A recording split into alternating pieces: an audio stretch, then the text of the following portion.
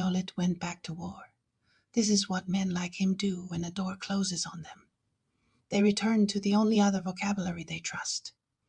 He fought for a distant king in a country where they had a different name for sorrow, and the winters lasted longer than mercy permitted.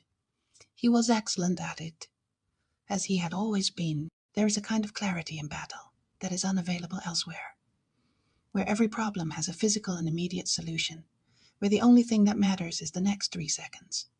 And this is simpler and more forgiving than almost everything else life requires of you. He was valuable, and value kept him occupied, and occupation was the nearest thing to peace the war road offered. Years moved, not quickly. Heavily, the way years move when you are spending them in the wrong direction.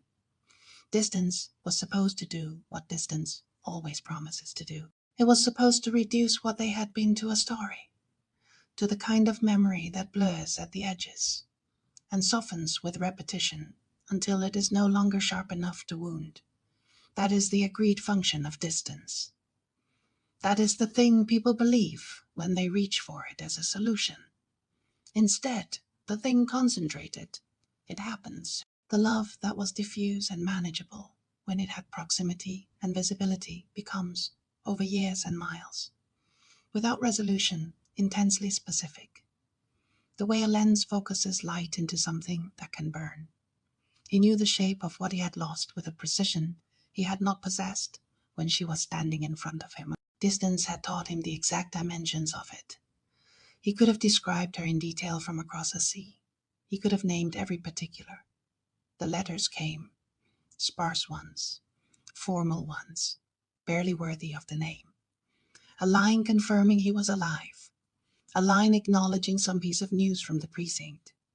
Nothing that said what the letters were actually about, but they came, and she read them in the private hours. The hours she did not perform for anyone. And she read them more than once, and then put them somewhere she told herself she was not keeping them. But was keeping them. Some people said he had always lived in her, that the space Aeolid occupied in her chest had been there before she met him, carved by something older than either of them, and that he had simply arrived and recognized it and moved in without needing to announce himself. A sweet thing to say, the kind of thing that gets said about loves that refuse to behave like finished things.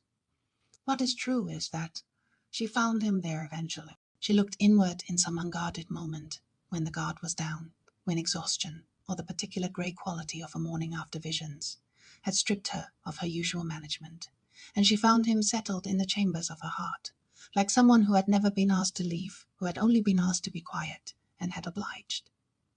The discovery was not a comfort, it was a complication. It arrived with a particular gravity of something you have been successfully not knowing, and have finally, through some failure of vigilance, come to know. She sat with it. He, somewhere across the sea, sat with it too. The fire between them, deprived of fuel, burned hotter and smaller and more precise. The way a fire does when you stop feeding it, and it finds the last of what is left and refuses to go out. They waited. He, for the moment when waiting, would have gone on long enough to justify action. She, for the moment when she could not continue pretending the waiting was neutral. Then one evening, in the hour before the sacred smoke,